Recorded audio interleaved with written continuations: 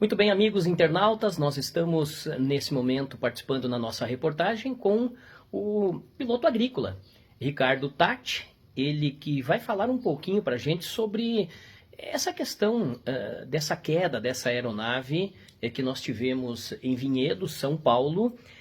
Mas o que a gente quer, o fato já é conhecido, nesse momento em que a gente está gravando essa reportagem, são 24 pessoas já das 62 corpos, né, retirados da aeronave. Enfim, as atualizações provavelmente elas vão acontecendo em tempo real. Mas o que a gente quer fazer e mostrar para você que é nosso seguidor, para você que acompanha a programação da Rádio Planetário, é como funciona a sustentação do avião. Porque o que chama atenção, né, Ricardo, nessa questão aí de como, nas imagens que a gente vê e tem na internet, de como o avião caiu, muitas perguntas elas acontecem. Por que que o avião não planou? Por que que ele não conseguiu descer de bico, que de certa forma, pela lógica, imprimiria velocidade para ele, né, e ele conseguiria pegar energia para fazer para remeter, né?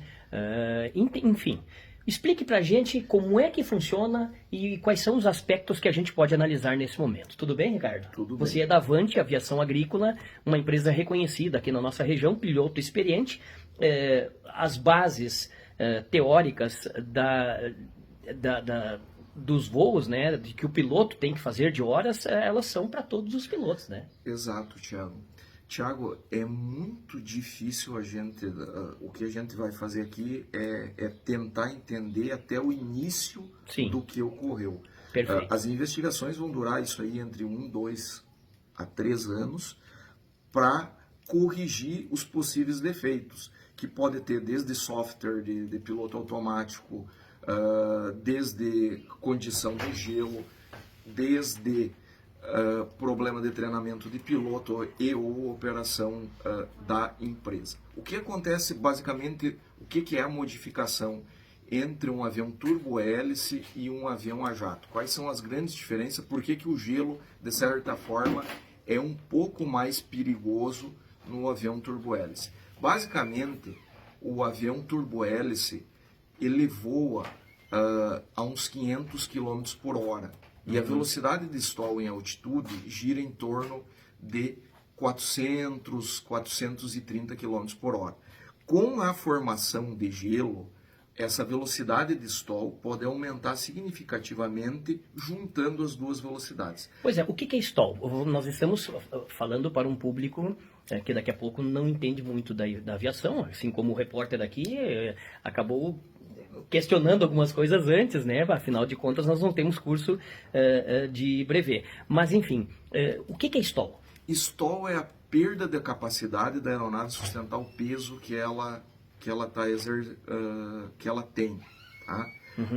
À medida que se sobe, o ar é mais rarefeito, a velocidade de stall aumenta. Certo. Mas a segurança de um avião desses, Thiago, embora tenha acontecido isso, é muito, muito, muito, muito grande.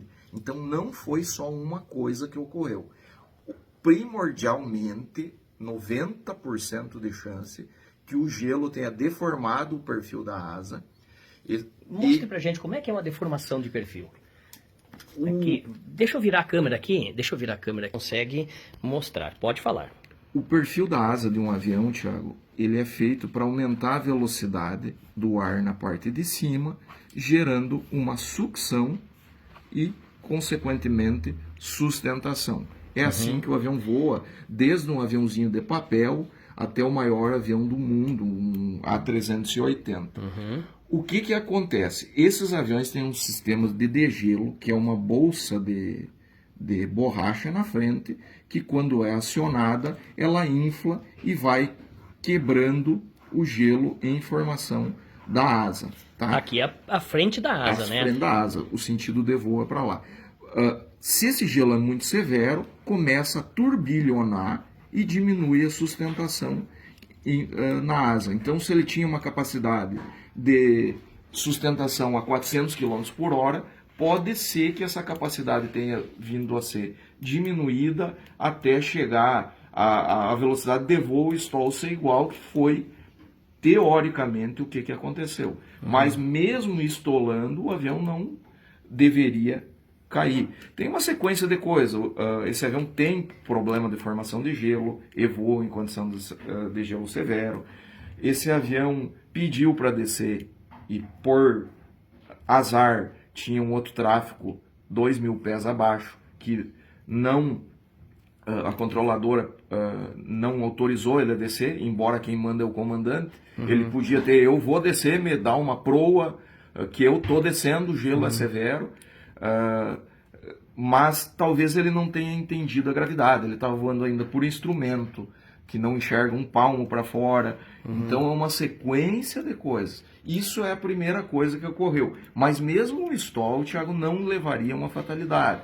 Então, depois que ocorreu o stall, se esse avião baixasse o nariz, ele recuperaria as condições de voo. Nós temos que saber se o piloto automático estava ligado ou não estava. Se o piloto contrariou o que seria o procedimento de recuperação de uma atitude anormal, etc. e tal. Depois que o parafuso chato foi introduzido, que isso demorou uns 30 segundos depois do stall, o avião ainda voa, depois eu vou te mostrar o vídeo. Depois do parafuso chato, era extremamente difícil a recuperação. Tio. Você não consegue. Quando o avião entra em parafuso, dificilmente você consegue. Tu perde o controle? Como é que é? Se for um parafuso normal, com o nariz para baixo, é fácil de recuperar. Acontece que o parafuso chato, ele fica que nem uma folha de papel. Ele não tem velocidade nas superfícies de comando, que é o que comanda ele, para você conseguir comandar para baixar o nariz, dar pedal ao contrário, etc. e tal. Seria mais ou menos isso.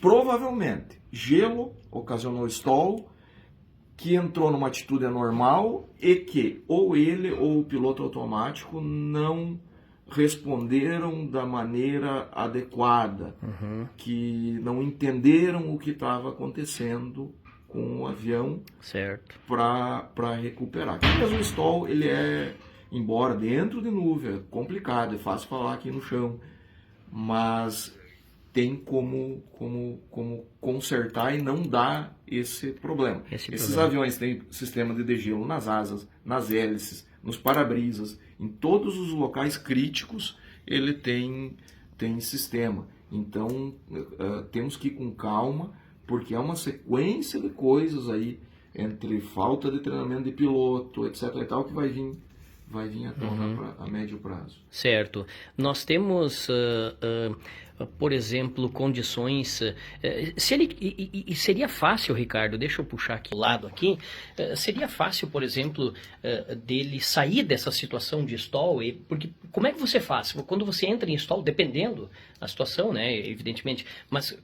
Qual é a primeira manobra que ele tem que fazer? A primeira manobra, Thiago, é tentar evitar, tá? Evitar o stall. Evitar o stall. Eu assisti várias vezes, tem no Fly Radar as velocidades que ele estava. Esse avião estava 250 nós em voo de cruzeiro, que é a velocidade que ele voa. 1 minuto antes de entrar em stall, ele reduz a velocidade para 220 nós e mantém... São 60 nós, o que significa isso? 60 nós são mais ou menos 90 km por hora. Tá? 90 km por hora, 40 nós. Pode ser isso aí que levou ele, junto com o cúmulo de gelo, a ocorrer o stall. Ele jamais deveria ter reduzido essa velocidade. O que acontece? Com o ar rarefeito, a velocidade de stall, que a baixa altitude de pouso é 250 km por hora, passa a 400 km por hora. Em voo de altitude. E com o acúmulo de gelo, ela pode ter ido a 430, 450, e com a redução de velocidade dele, ele reduziu a velocidade e chegou na velocidade de stall. Segunda coisa, ele pediu para descer. Né? Sim. O controlador negou, mas a autoridade principal é do piloto. Mesmo com o controlador negando, eu tenho granizo, eu tenho... para que lado eu vou descer. Então ele teria condição de alterar a rota dele, eu vou te mostrar os vídeos depois, etc. e tal. Mas que o fator contribuinte é gelo, isso dá para se dizer... Quase 100%. Quase 100%. E a partir daí, ocorreu uma redução de velocidade que não deveria ter ocorrido. Aí tem que se saber que nas investigações se estava ligado o piloto automático, se estava isso, se estava aquilo. Sim. Talvez ele reduziu a velocidade para diminuir a formação de gelo, porque na verdade esse gelo que tinha lá era um gelo claro. Com a velocidade do avião, quanto mais rápido for, mais gelo acumula. Só que ele não deveria ter reduzido porque ele aproximou a velocidade de stall da velocidade de... Porque a característica do avião é essa. Né? É essa. Por que um avião a jato é muito menos suscetível a isso? Porque o avião a jato está voando a 900 km por hora. E a velocidade de stall 500, 600. Então o que ocorre? Se ele acumular um pouco de gelo, ele ainda tem uma margem de 200, 300 km por hora de diferença. Esse avião já tinha uma margem de 100, ele reduziu 60 km por hora, o gelo fez mais 40, as duas entraram.